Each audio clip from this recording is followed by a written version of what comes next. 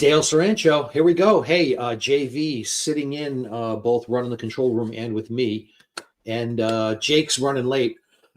Should be here at some point. He'll pop in. But we'll get crack-a-lackin', get started. Interesting. You guys had an interesting thing. I'm glad you and Jake both got into this kind of education-related things this week, but with some broader societal kind of take. So the first one, let's pull up that Daniel Markovits piece. I don't know if that was you or who pulled that, you or Jake? I think it was Jake. Yeah. Interesting. So I'll just set this up. This guy, Daniel Markovits, for those who don't know, he might be the very definition of, I don't know what wokeists would call privilege and all that, but he and I are the same age. Markovits is 55, born same year in 69. And this is his presentation, kind of the last piece, his summary of his argument on the subject, the way they do it at the Oxford Debate Club. And by the way, like I said, Markovits he was summa cum laude as an undergrad at Yale, and he got his degree in mathematics. Then he eventually went to Yale Law School. He and I are also contemporaries in that he graduated from law school a year after I did. So he graduated in 2000 from Yale Law School. Again, summa cum laude, whatever. But he's kind of become famous for this thing he's got going on, meritocracy. He says meritocracy is a sham. And anyway, this is the kind of closing of his argument before the Oxford Union. And I think I don't know if he went to Oxford as like a graduate or something, but he spent some time. He was like visiting professor in some university in England. So this, he's a very well-spoken guy. Anyway, I'll let you hear it. This is the closing of his argument that I will kind of talk about what it is, but it's interesting. There's been a diminution in life expectancy for a large segment of the population. The source is addiction. The source is alcoholism. The source is obesity. The source is suicide. These are internalized forms of self-hatred produced by what meritocracy says to the people whom it excludes, just as neoliberalism and Davos are internalized forms of conceit produced by what meritocracy says to the elite. So once again, meritocracy excludes most people from advantage. It ensnares the rich in a web of effort and distortion. And it distorts all of us individually and collectively, making us value the wrong things in the wrong ways and for the wrong reasons, which is, as the motion says, why there is no merit in meritocracy, or why, as I would say, merit is a sham. All right, so a couple comments about this, which is interesting, which is number one, he's obviously a brilliant debater and rhetorician, I mean, really of the first order. I was an oral argument guy. I was one of the top two. I was the top arguer out of law school, my law school. Maybe not saying much, but I got that award at graduation. And so I'm into that kind of thing. And he is good. He's really good. It's interesting, though, that part of it is sort of this shameless sucking up by the nature of the motion is he's there talking to undergraduates at Oxford, who are some of the most privileged people on the planet. And he's there talking about meritocracy while he's telling them that, hey, you're all wonderful. And, so there's nothing like,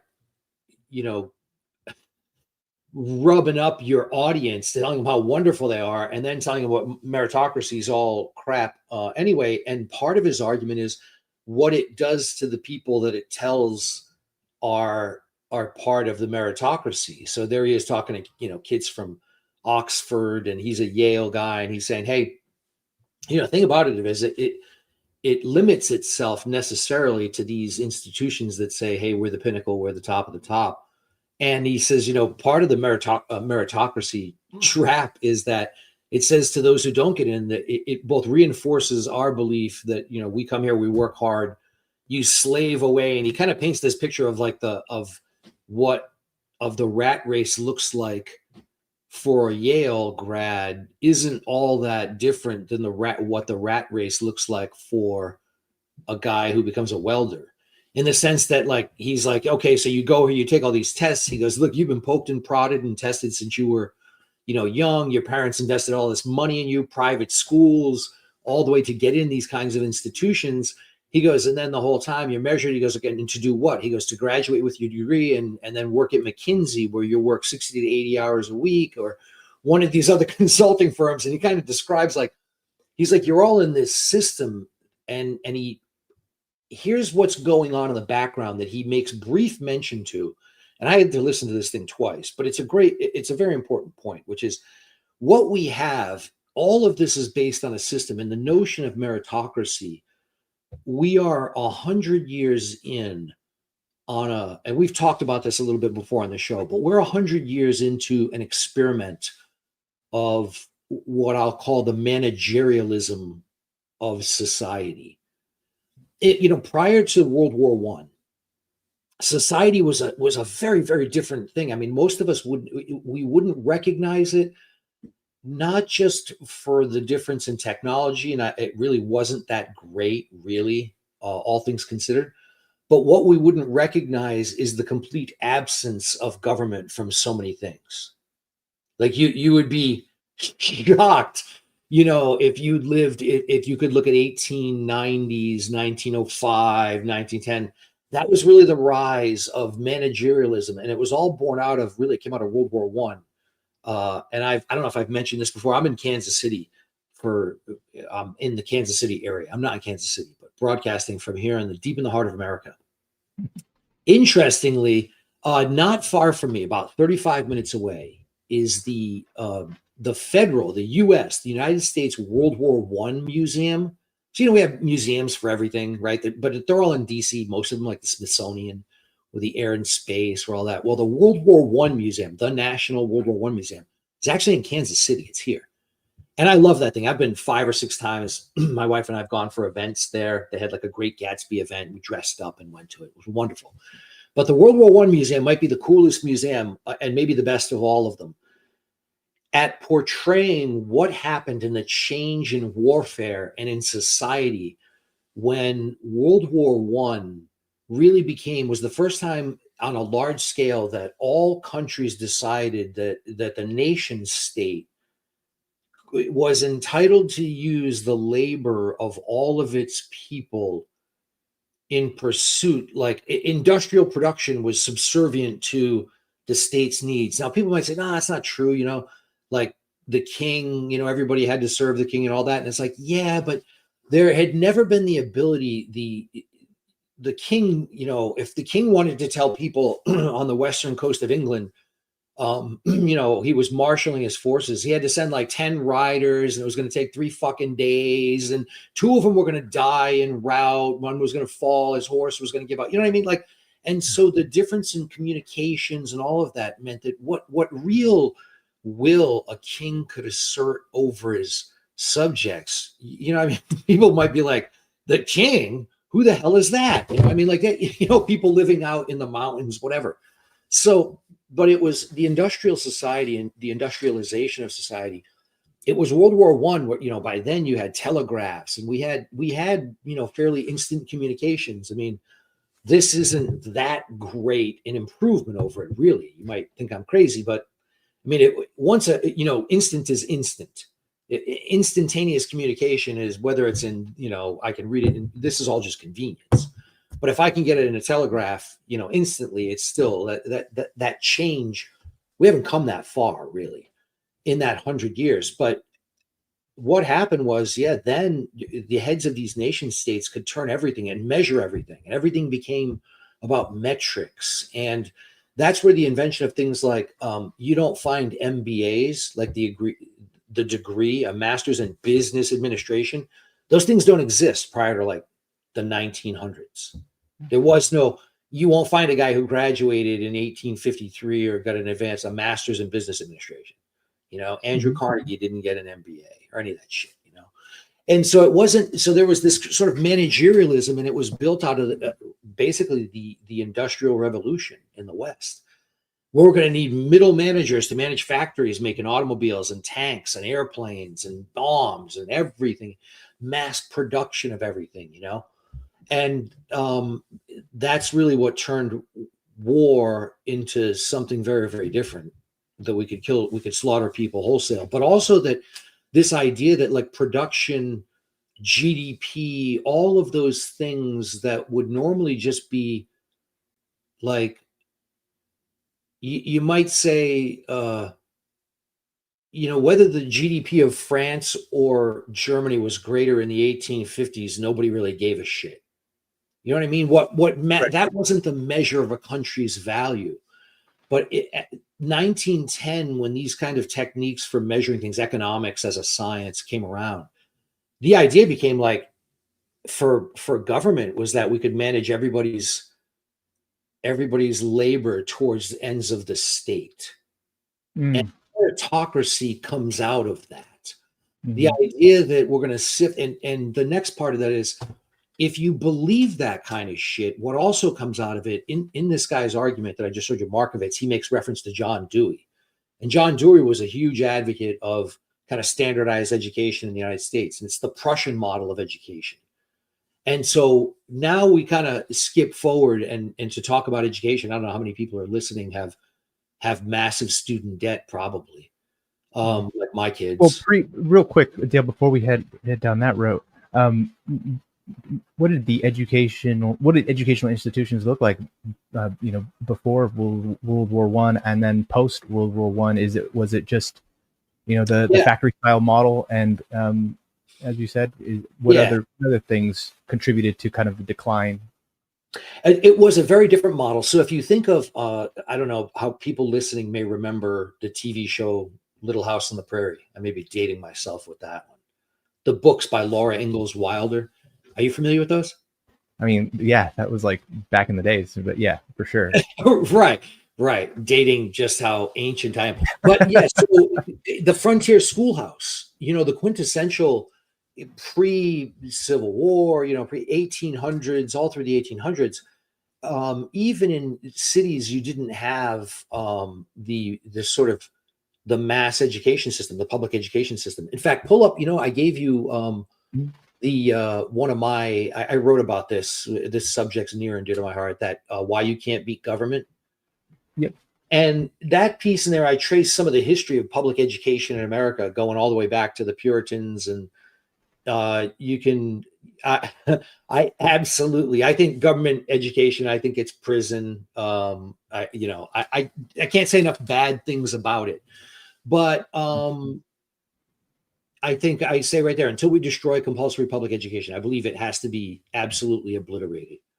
And for how miserable it makes people, how it gets rid of natural curiosity. There's a whole bunch of things, reasons why I hate it. But down at the bottom, I think I go through some of the history of it, my experience with the Marine Corps training and education system, and yeah, there it is, the Prussian model.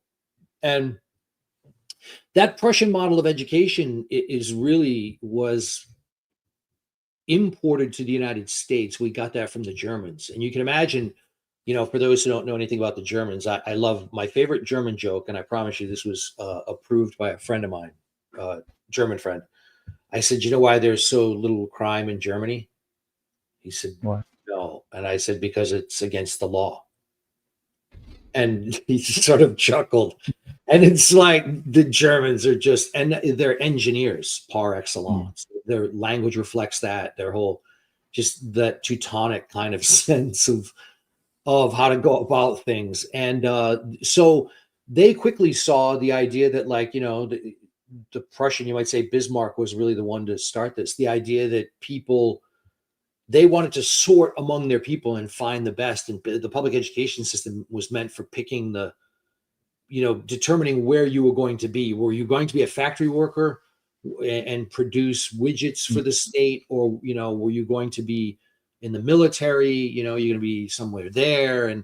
Or were you going, manager? And they had some tracks basically. And Mm. that system got imported to the United States. But they produced German idealism. You had a ton of great thinkers during that era, right? Yes, I'm not saying, it's not that public education doesn't produce some things. You could say that our public education system produced some great stuff. The problem Mm. is that over any length of time, it will have a tendency to drift. And what you'll wind up with is exactly what we've got right now. And so there's, if somebody gets, and the other thing is, the point he makes about meritocracy is what no one's happier. You know what I mean? And meritocracy by its nature doesn't even discuss such a thing, doesn't even have a notion of human happiness. And part of what the Markovitz is pointing out is the idea, all of these ideas about if GDP go up, life equals good, is all based on, if you think about it, is all a conceit. It's all an elaborate thing in your head. The state's not real.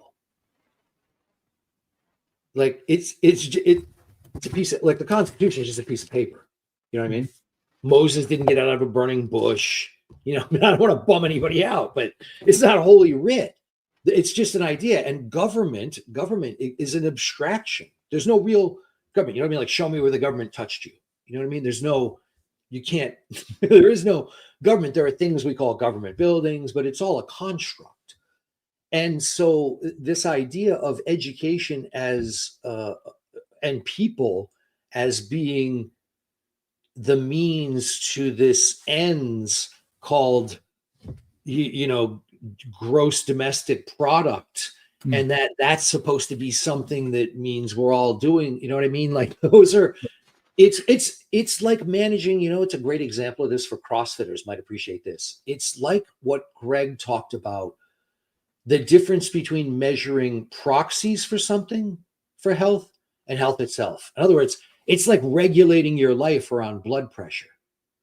If like using blood pressure as the sole measure of everything, you got to be 120 over 80, and also using that against a fictional thing called the average man, which is that 120 over 80, without accounting for all these other things that are unique to individuals, and making everybody have to be 120 over 80. And same thing with cholesterol. We're going to make you take statins and take your cholesterol down. And you're like, wait, what? Huh? Like, so it's the same kind of thing where you're using proxies for a thing instead of the thing. Right. And so people become just cogs in a machine. I think there was like an old quote, the minute a measure becomes a target, it ceases to become a measure, right? Because you can just, fit that data into that model, manipulate the data, whatever, right? Yeah, and the things, it's like the old, when in bureaucracies, there's an absolute religious zeal towards like reports and metrics. And, when I was at the DOD, it was just like PowerPoint ruined that place. If it already wasn't ruined long before that. But it's that kind of thing. So Matt Taibbi, who's a favorite of both of ours, love his writing. He had something he wrote about, because what we're seeing now is these fights between Trump, and he wrote his education solution. And it's, if you want, is at least as good, 10 times better than my rant about education. He's a great writer at his best, and he's sort of he's responding to the all this sort of hue and cry in the university now that Trump's a fascist, and about the anti-Semitism, which is a garbage law. Same with any speech code. Doesn't, you know what I mean? Like, if you're not free to make fun of people, if you can't utter the magic words, you got problems. You got problems. And so anyway, Taibbi's piece has kind of this whole, it takes you through the history of it, the Title IX witch trials, like the Salem witch trials under Obama's Department of Education, that ruined guys' lives, destroyed men, became really incentive, like economic, kind of financially incentivized women to falsely accuse men on campus. I mean, the whole thing was crazy. Everybody remembers there was the Duke lacrosse fake rape scandal, followed by the University of Virginia fake rape scandal, mattress girl, all that shit, all hoaxes, and gladly trotted out and used to ruin people's lives. A lot of dudes' lives were ruined by that. Yeah. And it also cheapens real victims. It makes more noise where, makes it harder to tease out signal. There's everything wrong with it. Anyway, Taibbi goes to the end. And so now, in the press is this whole thing about the Trump administration's fight with Harvard over, several billion in funding. And Taibbi goes through all this. He's got another article too that talks about Harvard's endowment is like $56 billion or something, $58 billion. And Harvard's getting another $3 billion a year or so in grants from the federal government. And you're like, well, why? Why is, blue collar guy who's a, ship fitter or a, guy who's used, steel work to the extent we still have any. Why is he funding Harvard? Why is he paying for Harvard shit? And Taibbi also points out how a lot of these giant endowments at these universities are basically hedge funds. They get no interest loans. They get to make investments in all kinds of things, and they're shielded because technically they're 501c3s, they're education institutions, And so in the same way that the NFL used to be a 501c3, that shame of that eventually caught up with them. But anyway, Taibbi points out all of this, the horrors of it, and then at the end he kind of had some recommendations for. Yeah, he had his 3 solutions, which I condensed and more or less, synthesized. I love my favorite stat. Look it up at the top of it. My favorite stat: Harvard had 1,352 administrators per 1,000 undergraduates. They had 1.35 administrators for every friggin' student. Oh wow! Can you imagine that? Damn. That's insanity. More administrators than you've got undergraduates. You've got more than one. Yeah. One per one. Right. I mean, unbelievable. Anyway, his, and I'll tell you what, that's a direct byproduct of number one is government money. You'll get bureaucrats. Bureaucrats are attracted to money like flies to shit. And so you will get as many bureaucrats as are necessary.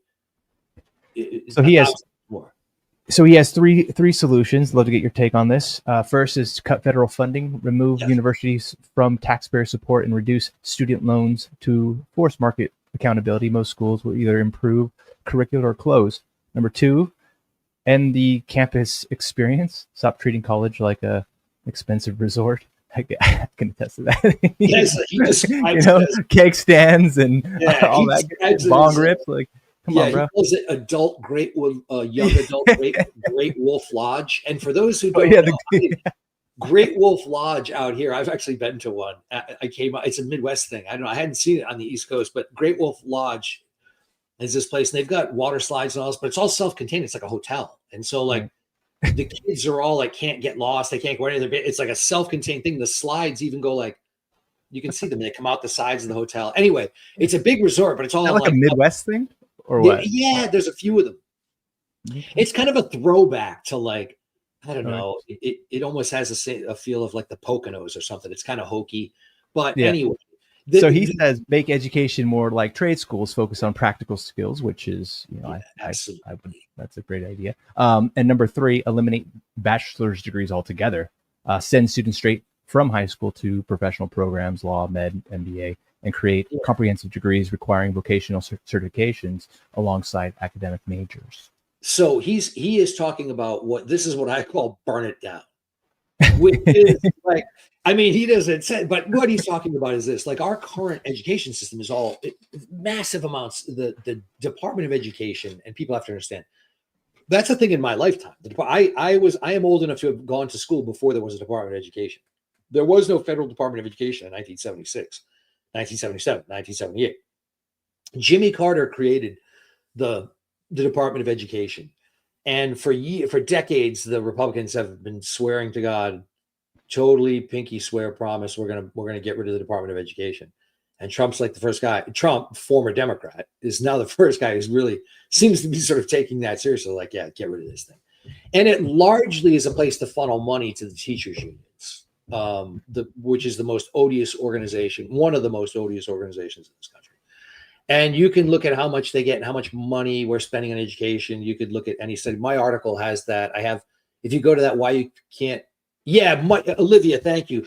I'm huge fan of Mike Rowe and what he does, micro works, is his thing. If anybody, I would like, if I used to donate to them. I need to start doing that again, sending some of my money to micro works and the trades. I'll tell you that I have often thought that if somebody wanted to make a pitch how would we fix the inner cities and what can we do and blah, blah, blah, right? And what can we do for, people of color and all of that. And I'll just point this out. There's one group of people of color who know the path to success in America, and it's being able to build shit, and it's Mexicans building houses around here and everywhere I go, and if people wanted to, if somebody was a serious Black leader, somebody was a leader in the Black community and was serious and wanted to, like, no bullshit, like not opening community centers, not movie theaters. Like if you wanted a revolution that would give Black men, would make them powerful beyond as a group, as a block, beyond their wildest dreams, it would be, they should join in mass. They should be joining the trades. Should be like, Black men should be like, we're going to dominate in, welding, pick whatever, you know what I mean? Just pick, but building houses, building shit into the trades. Yeah, plumbing, building houses, and you'd be building the future middle class of, electrical, all of that. Yeah, I think I told this story before. I don't know if I did on this show, but I was on a flight I'm going out to the hinterlands of Afghanistan. Did I ever tell this on here? I don't think I did. No. So we're coming through the different countries, and so I land, in Kabul, and along the way you sort of notice, like, the group of people you're kind of traveling with starts to neck down, you know what I mean, as you get further along in the pipe. And so, like, I'm in Kabul, and I noticed, like, as I'm going from getting off of like a flight onto this other flight, and we're going to be traveling, dropping people off at various places around the country. And I'm one of the last stops because I'm way out in the hinterlands. And along the way, I'm noticing there's this old guy on the flight, and old, I'm in my 30s at the time, mid 30s. And this guy's like he was like my dad's age, he's like 60, 70 or something, whatever. And that's 20 years ago, so maybe not quite that. He's probably in his late 50s or something. And so I'm looking at the guy and I'm thinking, like, man, and then as we start dropping people off, like, all of a sudden I realize, like, it's, next thing you know, like, I'm going way out. Like, I'm going out to a forward operating base way out near the Pakistani border. And next thing I know, man, I keep looking, everybody else is getting off, and it's just me and this old dude. And I'm like, where I'm going is, like, we're getting shot at on the reg, and, like, this is early in the war, and I'm like, who is this dude? So finally, we're the last two on the flight, and I sidle over to him, like, hey, I go, introduce myself. We're talking. I'm like, are you going, Ghost? And he's like, yeah. And I'm like, hey, I don't mean to pry. I go, but what are you? I mean, we're looking for Bin Laden. We're going human hunting. And I'm like, what are you gonna do? And he's like, he goes, I'm the guy who's building your electrical grid. Oh, that's I go, what? He goes, I did this in Vietnam as a young thing. And so I go to him, I go, is the money that good? And then he goes, yeah, it is. He goes, the money is that good. He goes, but the truth of it is, he says, is that there aren't that many guys who can do what I can do who are your age. Right. And I said, really? He goes, yeah. He goes, I learned to do this in Vietnam at forward operating bases there. He goes, but my profession is dying. And I said, what? Wow. And he goes, yeah. He said, like master electricians. He goes, you know how you can tell if your profession is dying? And I said, no. And he goes, you just look at the average age every year. He goes, and if your profession is getting old, if the average age of people in your profession is getting older every year, and you're not bringing in a number, if it's not steady, if it just keeps climbing and climbing and climbing, he goes, you're not bringing in enough new, younger people to replace guys like me who are retiring.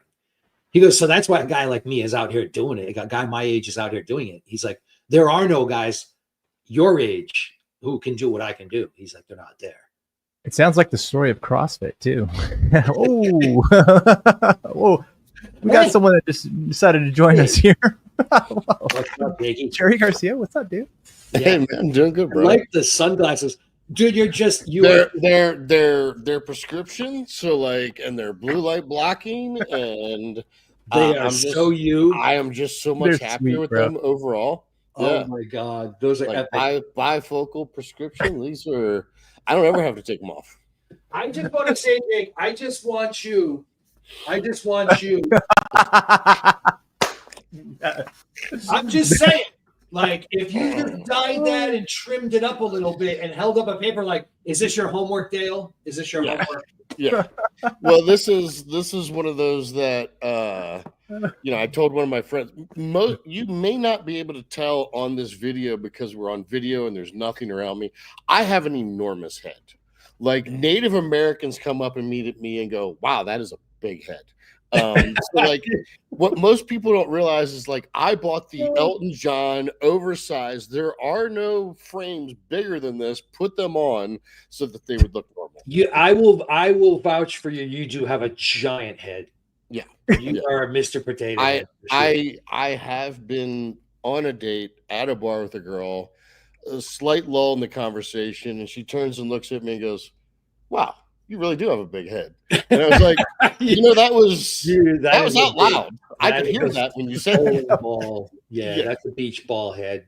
Yeah. Hey, so I was going over that Markovitz thing that you sent, and it's a trip. It ties into a lot of things, but how did you find that? By the way, that was a 2022 I had a friend who's very into the colonialization bad mindset, and he sends me things like that, and then I reset him every time about no, the worst thing that colonization did was show the rest of the world what could be accomplished. Yeah.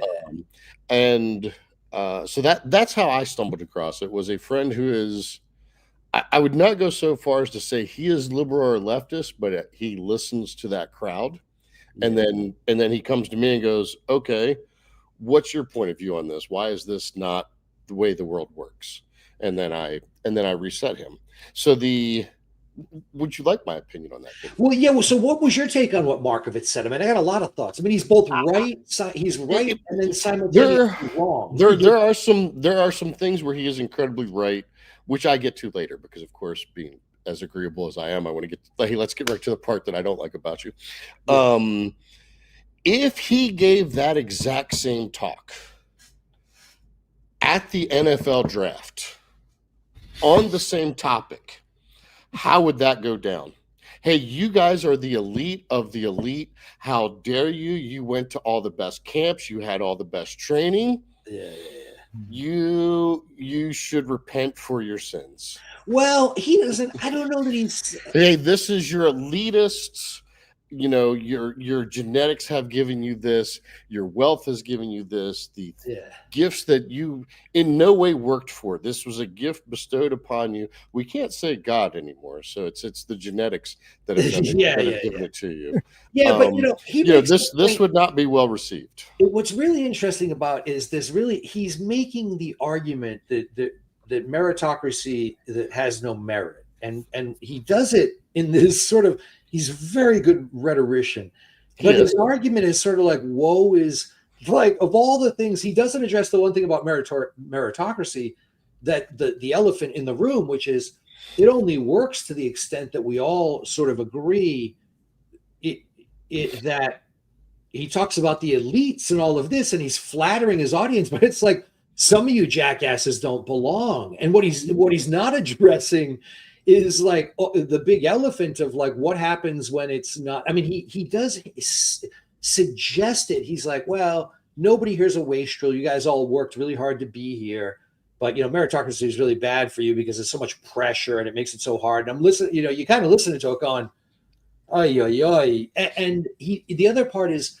he sort of comes at that with the old deconstructionist thing. Well, who's defining merit? And he makes a lot of good points about that all of this comes out of this.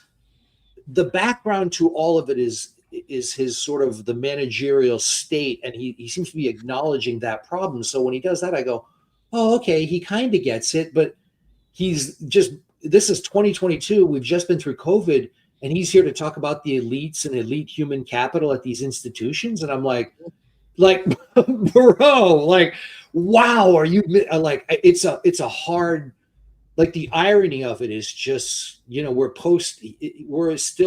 we're even now just coming out of the DEI horror show.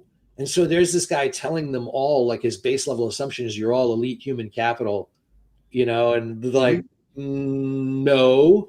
And part of it is, like you said, he comes from this sort of, he's got this postmodernist sort of belief, this leftist belief that all comes out of the Frankfurt School and Derrida and all those idiots that, the great leveling of humanity, and they don't believe in hierarchy.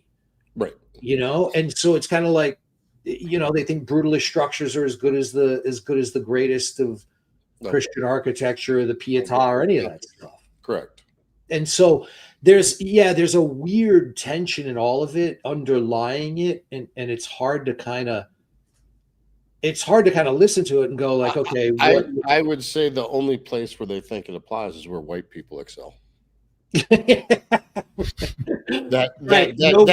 Anytime you have a meritocracy that white people are not excelling at, well, this is a beautiful thing that needs to be celebrated, and like, God bless us, and let's pat each other on the back for recognizing these Browns for doing well in life. And any place where we're doing well, like, this should be shunned and put upon. Well, no, it's worse than that. Is it, if doing well, it means that there must be a systemic, the disparate impact. I'll tell you, the only reason that we've done well is because we've held someone else down. Yeah. And I remember I got in an argument with a feminist one time, and it was like, well, in order for me to hold you down, don't I have to be better than you? That was, wow.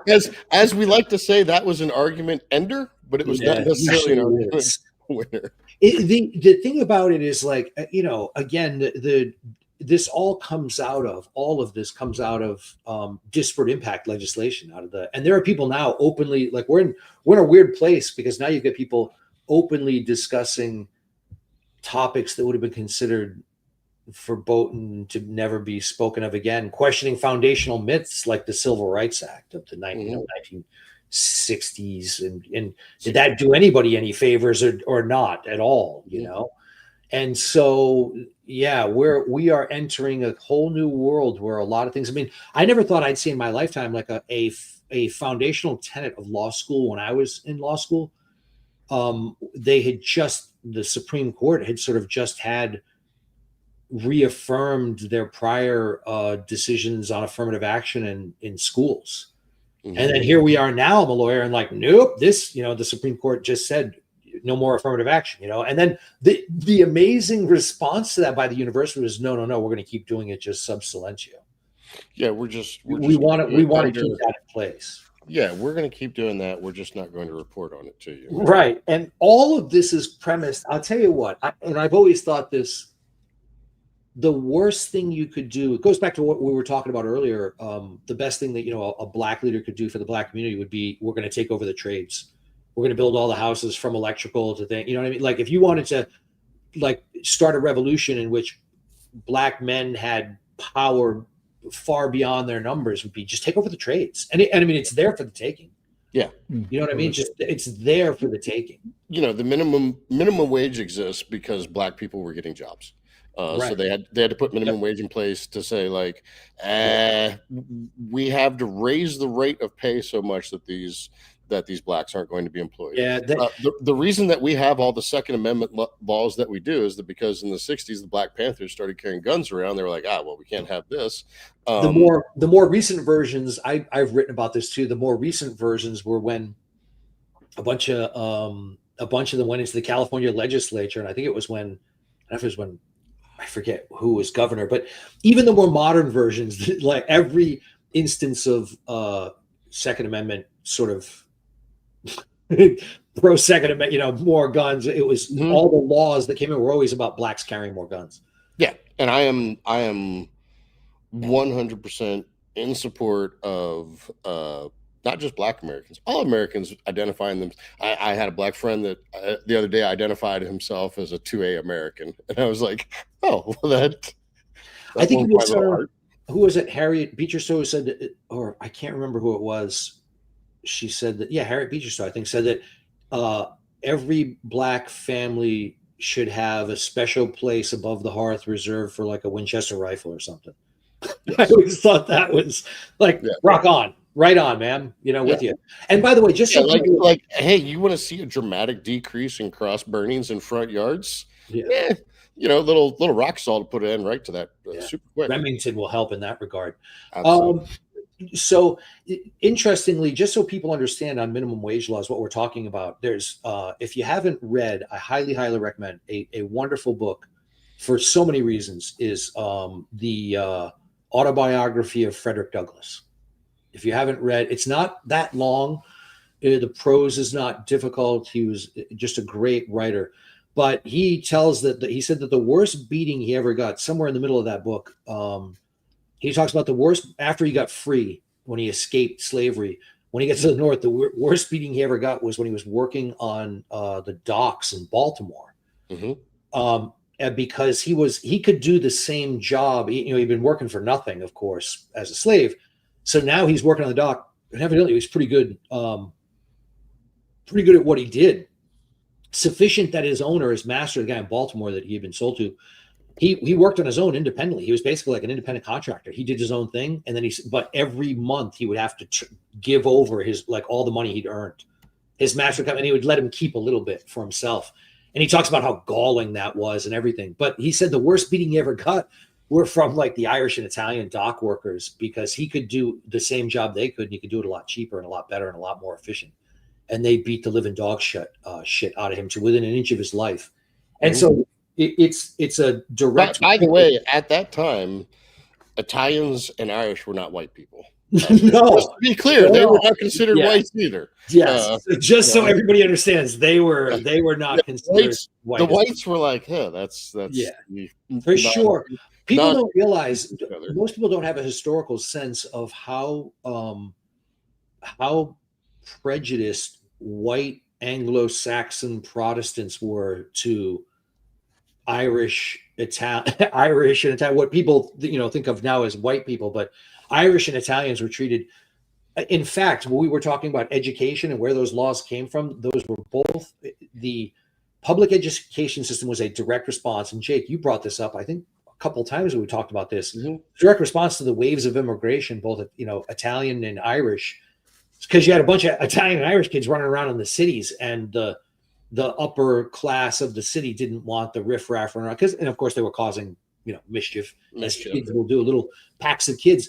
And they wanted people in the factories, and so send the kid. And once we got rid of child labor, it was stick the kids in school so the parents can work, and voila, here we are. But that all came out of they weren't digging all the Irish and the Italians. They were not considered white by any shape. Yeah. Sounds like income tax was that. Yeah, that was an add-on in 1913. Oh man, can you imagine if we didn't have income tax? Oh, my life would be so good. First time my daughters ever saw my income tax when I was getting taxed. When I was working for CrossFit, in fact, getting taxed at the maximum bracket as a single, I was divorced, single guy with 2 daughters living with me. I was getting crushed in taxes, and I didn't have the tax exemptions for them. Nope. Well, in 1997, I had a rather long fallow period following high school before I decided to do anything with my life. So it was 1997 before I got my first real paycheck. And by real paycheck, I mean I earned like $15,000 that month in a month, which was probably more than I'd earned in the previous year. And I had all the big, I was going to buy a stereo, and I was going to wheels for my car, and I was going to do all this stuff. And this was back when you actually got a paycheck and had to take it to the bank and get it deposited. It was not auto-deposited. Yeah. I showed up the bank and went to write out the deposit slip, and it was $7.5 grand. And I was like, hey, someone robbed me between leaving the office and here. California was tough. My plans have been greatly scaled down. I could feel I was on the phone with my daughter when I drove across the border from California into Arizona. And I was like, I can smell the freedom and liberty. but more importantly, I could feel my tax rate going down as I drove down the mountain. I Right. feel my taxes going down, the burden of my taxes as I cross the border into Arizona. Yeah, I mean, that is what we got. So yeah, Markovitz is an interesting guy. I mean, he's a bright guy, but man, talk about not reading the room. One of the other things that I greatly disagreed with him on was that meritocracy hurts the winners, and it's like, yeah, winning has a cost. Again, if you take that to the NFL draft, hey, you're going to have bad knees. Yeah. It's the cost of playing the game. And then one of the other things that he talks about is that this meritocracy creates anxiety among the winners. And I think he has that absolutely backwards. He's just That I think to be successful in our society takes three things. First, it takes the ability to delay satisfaction. Delayed gratification is need. The second is be able to commit to something long term.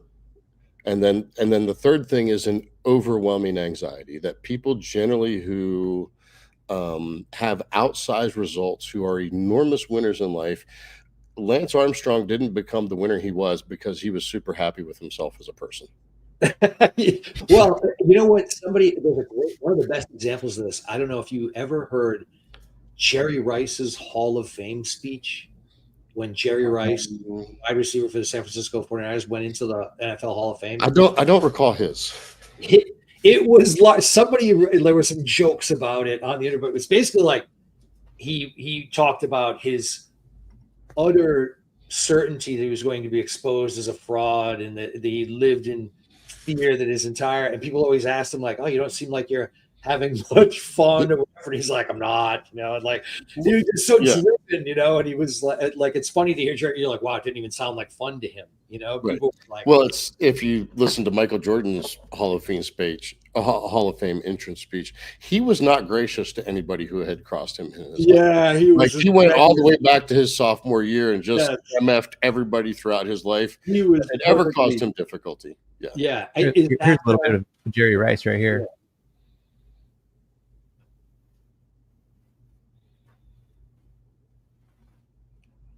And the interwebs has failed us again. Yeah. No sound? I can't hear it. I can't hear anything. No sound. No sound. Oh well. Yeah, you can find some people talking about it, but it was there's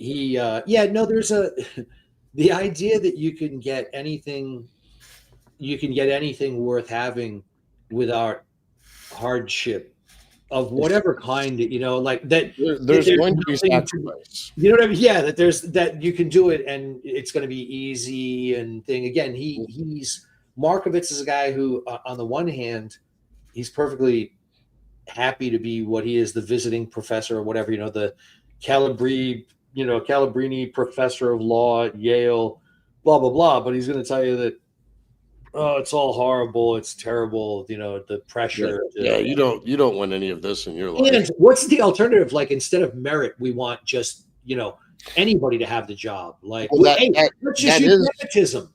That is what DEI is. Well, that was, if you look back to the modern education system, that the conservatives at the turn of the century were very inheritance based. Like, hey, you're a good person, therefore your children would be good people, and that's the system that it was based off of, was inheritance. Liberals were very pro IQ at the time, like, hey, let's find the best and the brightest, select them out, put them through an education system. They mangled the education system that Europe had, in that there were two sets. There was the Prussian model, which is what we have now: answer a bell, do what you're told, be able to recite things. But then there was the Trivian model, which is like, hey, here's who the top 20% go to.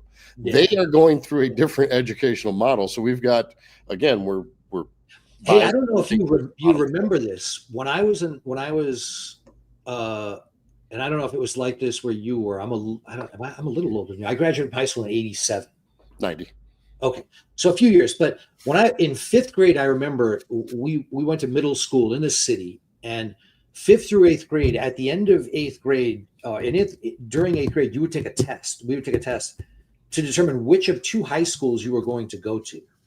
And there was a high school called Classical High School, and you had to take an entrance exam to get in there. And it was fundamentally what you're talking about, trivium. And if you didn't do well enough, you would go to Central High School, which was right next door. And that was more like, hey, you were going to do some vocational stuff. It used to be tracked that way. That there was the idea was there's only a certain number of people who really should be going on to a life in the academy. Right. That fundamentally, it's just not a good fit. If you're not this certain type of person, the academy and those kinds of related, things. But then at the same time that was going on, so what we had to take, my sister and I both took the thing, and my sister went for 1 or 2 years. She went to classical high school. She was 2 years ahead of me. And then we wound up moving out of Providence, and so didn't go there. But like, it was funny because all our, like, the kids we grew up with at the school, we lived, next door to the projects. All the kids, we all went to Central.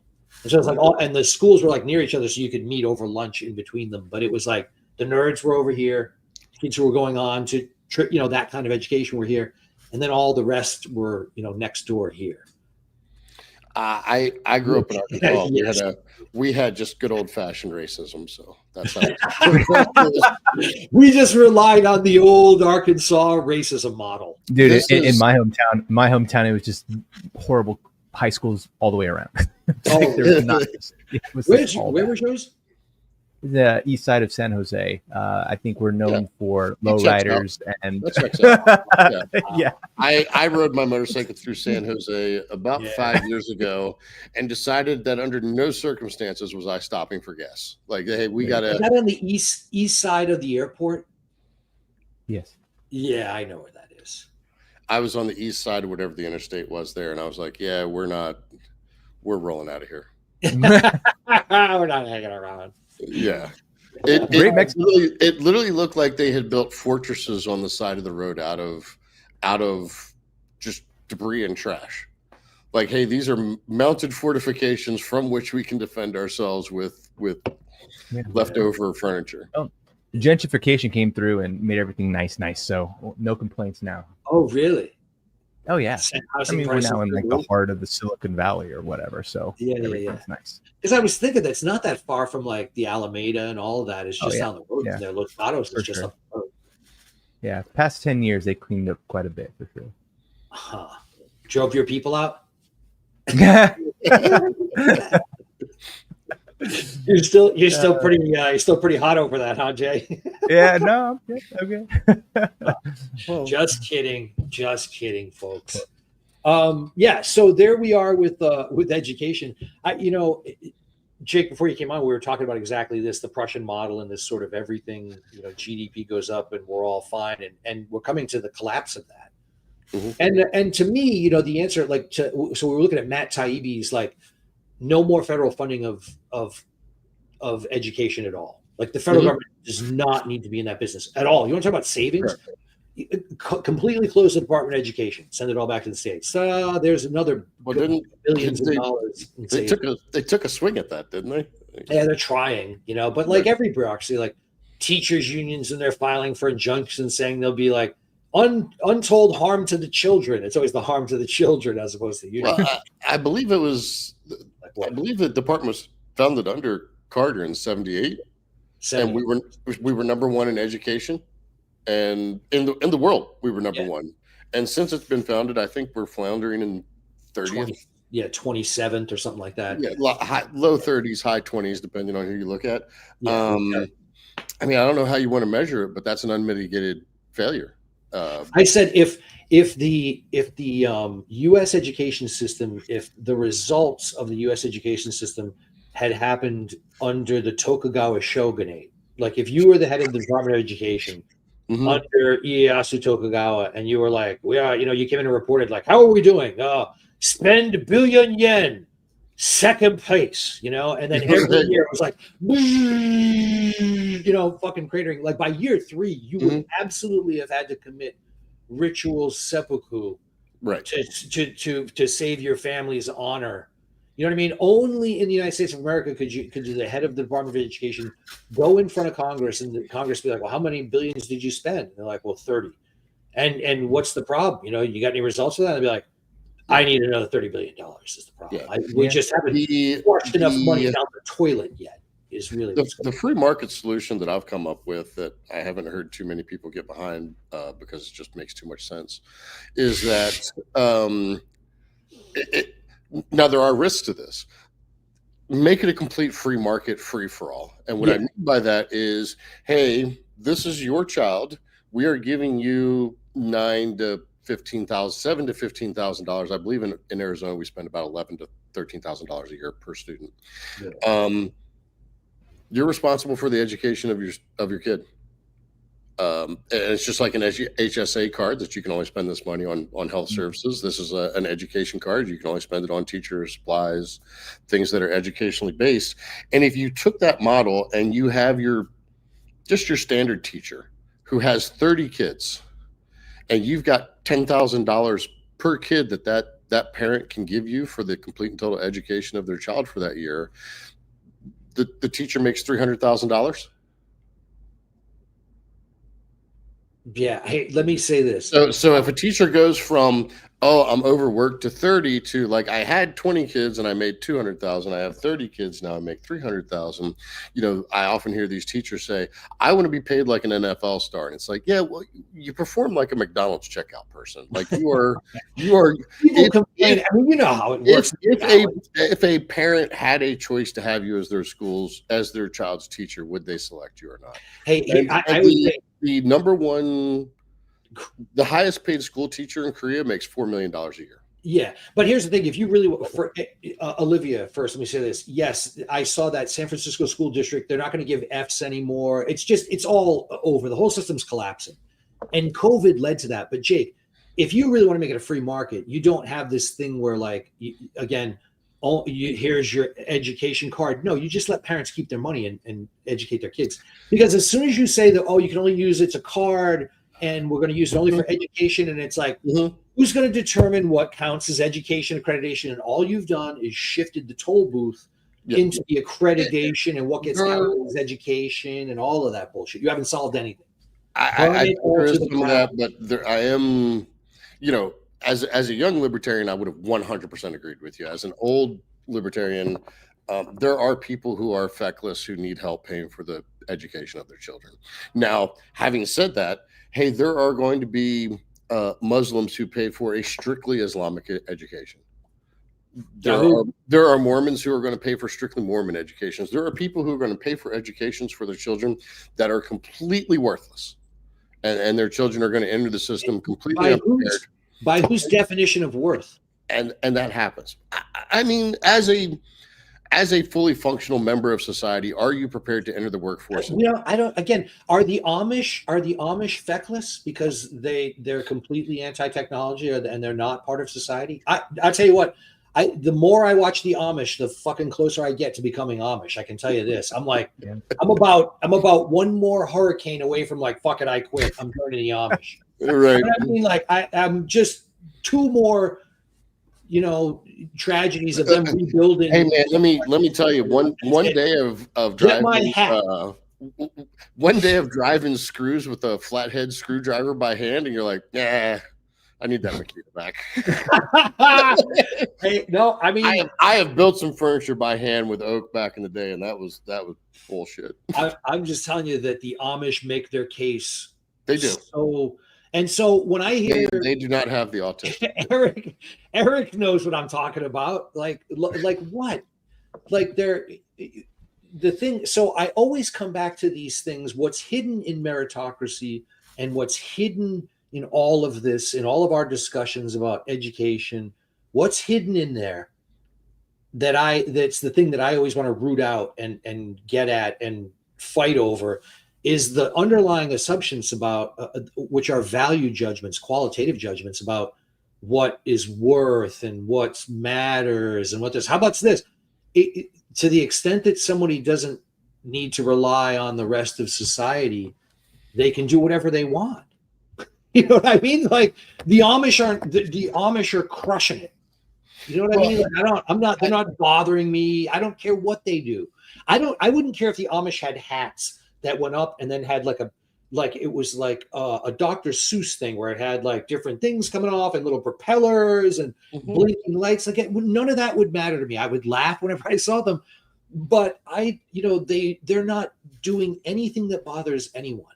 And so why do they have to be counted in GDP? Why is that even?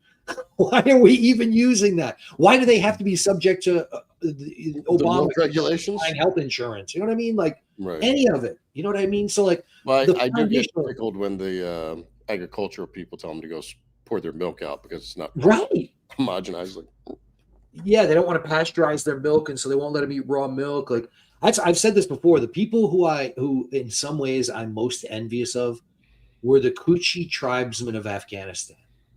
Yeah. Because they have been a nomadic tribe of people since as long as anyone can remember.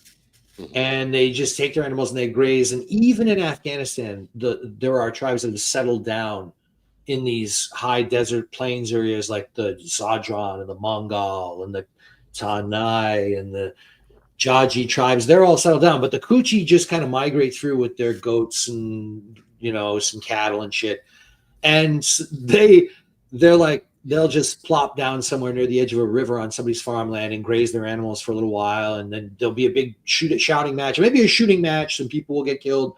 And the village elders will come out and they'll be like, hey, you can't do that. We live here and this is our land. And they're like, fuck you. They're like, your land. We've been coming up and down here for like thousands of years. Eat shit, And eventually somebody works it out and some bribes get paid. And then they eventually wander off. And this has been going on forever. And I note this because even when they caused problems for me, I was like, man, I had some serious kind of envy for the Kuchi because they didn't give a fuck about anyone. You know what I mean? Like, not us, not anybody. Like, I think I've told that story before. I was with an interpreter and I was like, wanted to talk to somebody there. And I was like, durka. And my interpreter said something. The guy said something back to my interpreter. And man, I knew instantly. I didn't even need the translation. I looked at my interpreter and I went, did he just call me a fucking tourist?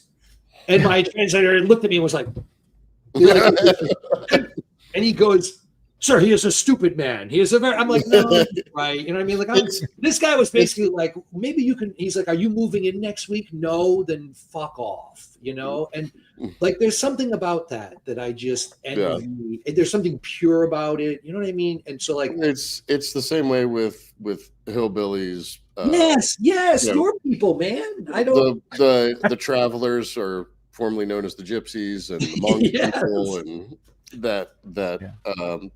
Hey, man, if you don't have a house and a social security card, what are you going to do? Take away my birthday? Right. Yeah, I love that. There's when Ozark came out, when that was the big thing for a while, people kind of were getting introduced to that. But I told you, my buddy, who lives out way in the very, very far western part of Virginia, right before you get to West Virginia. My buddy's there. There's a place called Smith Mountain Lake. And I was with my buddy there one night, standing out at the dock. It was nighttime and we were looking, and it's surrounded by mountains. It's a Corps of Engineers. They dammed up and flooded this valley. And so I guess at the bottom of it were houses and stuff, but this beautiful lake. And it's where the movie What About Bob was filmed with Richard Dreyfuss when he gets, and Bill Murray. That house that's on Smith Mountain Lake where my buddy is. Anyway, looking up into the hills there at night, and there's all these fires. And I'm like, the fuck is that up there in the mountains? And he goes, we don't go up there and bother them, and they don't come down here and bother us. And I go, what? And he goes, what are you talking about? He goes, let's put it this way. I don't think anybody up there has paid a tax on liquor since Washington was the president of the United States.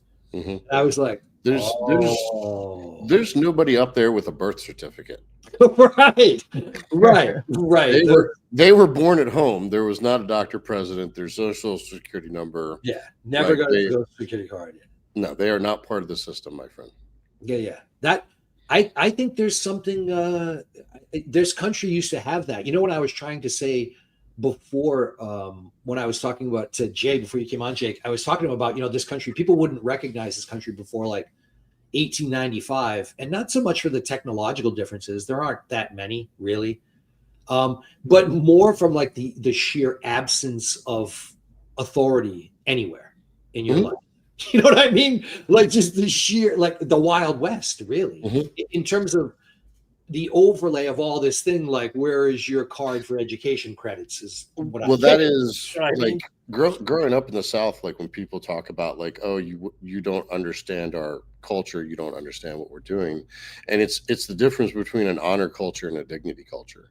And like what you have over there in Afghanistan and what you have in the South is an honor culture. Yeah. And what you have in the North is a dignity culture. And a dignity culture is, hey, we have police, we have teachers, we have authorities, we have somebody that I'm going to report you to.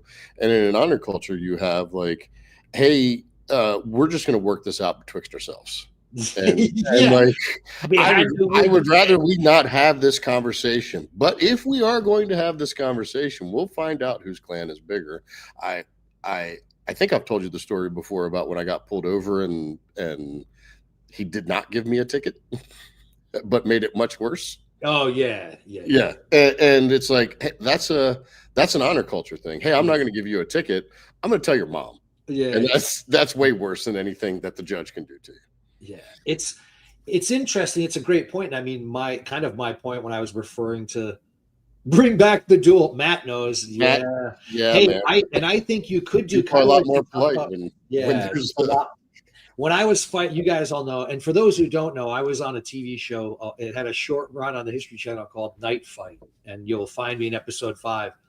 But I was, on the U.S. national team. We fought internationally in armor, and we had a rule on the team, which was anybody had the right at any time to pull anybody else's card. You had the right to demand satisfaction of somebody on the team to duel, and you just one-on-one. And it was we go until someone stops. Mm-hmm. And I mean,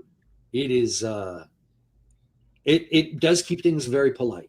Keeps things very, very polite. Yes. Everybody is well behaved. It's amazing how. Yes, Matt. Bring back the duel, and I would be all for doing it if we could do this. I would be all for if we could do like fully armored combat on the National Mall, and we do like Republicans against Democrats, and we could feed in some Supreme Court justices in there. Jay, wouldn't you want to see them all in armor? Did I send you that on the National Mall? Melee 16-on-16. Yeah. Did I send you that Instagram where the guy recommended that, or have you seen that where the guy was like, hey, they need to bring back dueling and fist fighting to the Senate? And that'd be great. That'll keep a lot of these people out of there. Yeah. People don't appreciate the value that has to, and I don't think it's good. I don't think you can do it with pistolas. I don't think the pistols at Paces works. You can't, not with the technology's too good. He goes first, gets to blow the other guy's brains out. Which is why I do think it would be great, Matt, if we did it. We just had kit for everybody. Like you just get into armor and you can pick your weapon and just do it like we did in the IMCF or whatever, International Medieval Combat Federation, whatever. We could modern it up a little bit. Just put everybody in a red man suit and go. No, the army's off the top rope. Yeah, no, you really do want. I tell you, there is something visceral. The blunted weapon.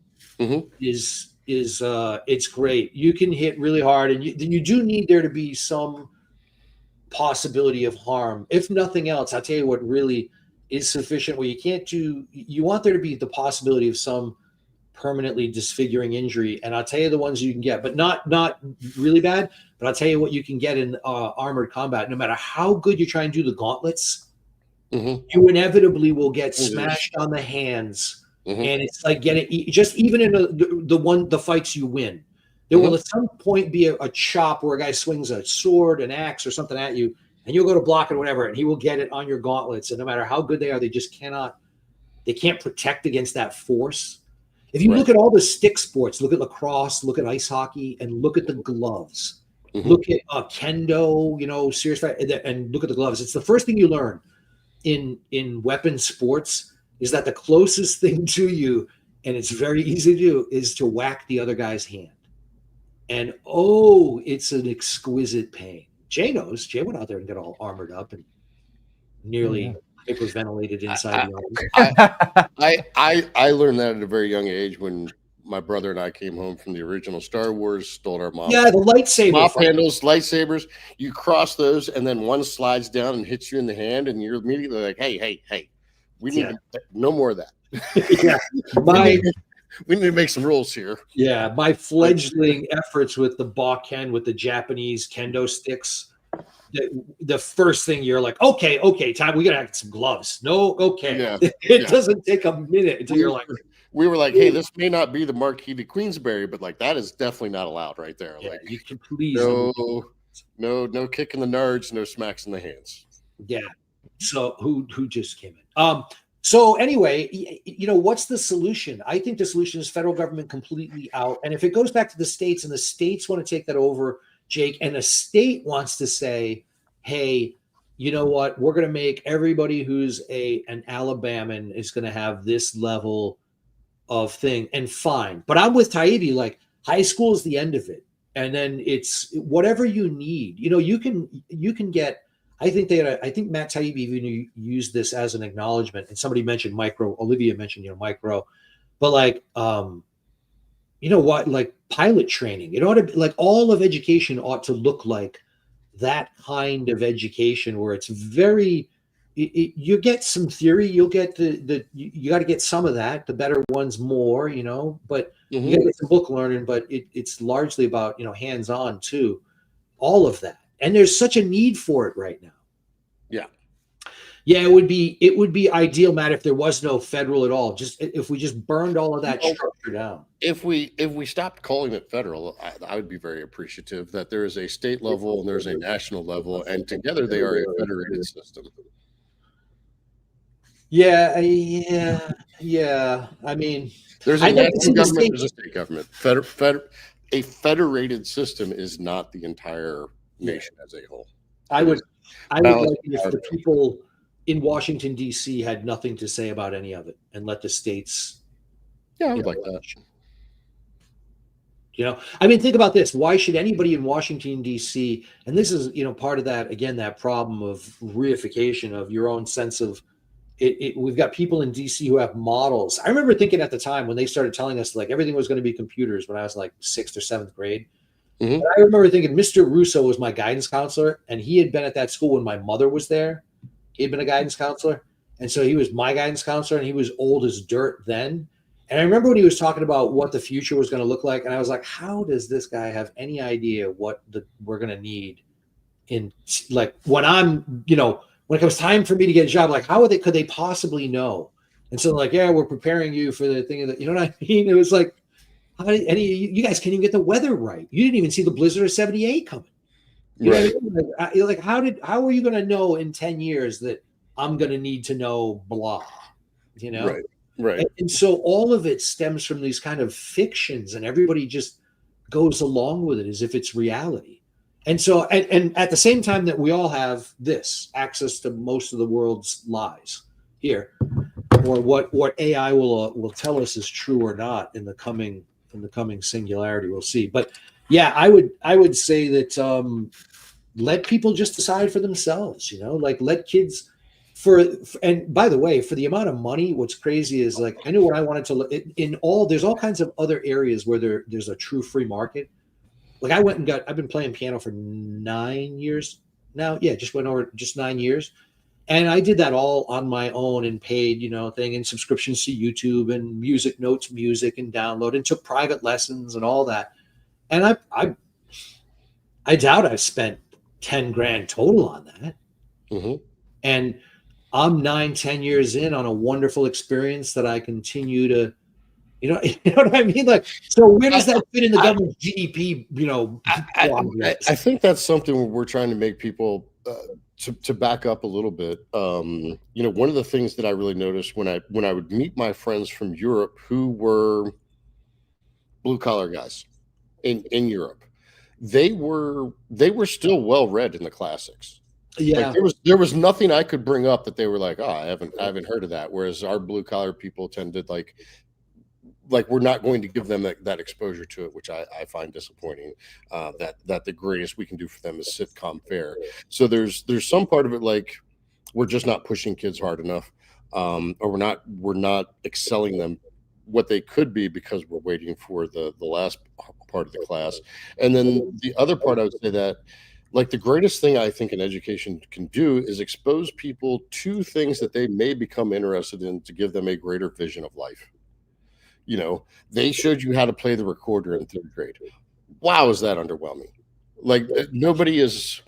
I take it back. There is one guy who's a professional recorder player, but he beatboxes. That guy who really liked the accordion. Well, he plays the recorder and beatboxes at the same time. It's pretty lit. Nobody else has become a professional recorder player.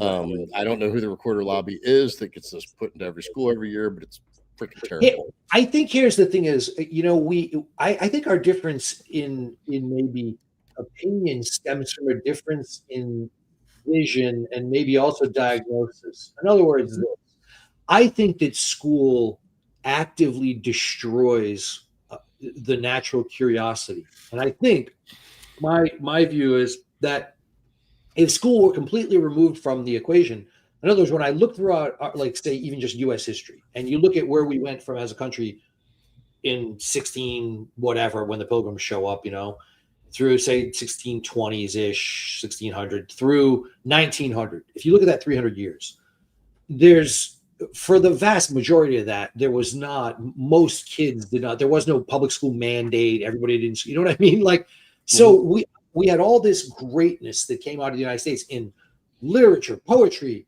things at a time when we didn't have access to everything. You know what I mean? When we barely even had public libraries. And we had all this stuff and this great stuff and original stuff across culture, music, food, architecture, art, everywhere. And so then I look at, okay, when's the advent of public education and mass here in the United States? When does it really take effect? And I'm like, okay, where does that 100 whatever years stack up and, as against the rest of it? And I can only conclude that public education is the problem. You know what I mean? Yeah. That is an actual muffler on what would otherwise be the vibrant, natural outpourings of a free American society of kids who were free range, and say, oh no, it's bullshit. We had to have schools for this. I'm like, well, just look at the record, look at what we produced without it. Yeah, but some people would be left behind, and we can't allow that. Yeah, which is one of those things that, like, anytime you come up against the left and you go, do you believe in freedom? Yeah. And it's like, all right, well, this person's going to make a decision you don't agree with. It is going to fundamentally be a flaw in the long run. Like, well, we can't allow that to happen. It's like, well, that's what freedom is you have to allow people to fail. Yeah, that's it, baby. And that becomes a cautionary tale. And, early on in our lives, I feel fairly comfortable saying that you and I were both examples of what, hey, kids, see those guys over there? Don't do that. Don't be that guy. Well, say this. Fortunately, we pulled it together. It doesn't. If you're not free to fail, and so correct. Yeah, that's the bottom line of it. Is you got to be willing to let people fail, and that's something that there's a certain subsection of our of our government that simply won't allow to happen, and it's causing pain and suffering to the rest of us. Anyway, thanks, kids. Got to run. JV, fun to see you. I want to talk to you about what we're going to do for next time. But hey, thanks for stopping by, folks. All right. Thanks, man.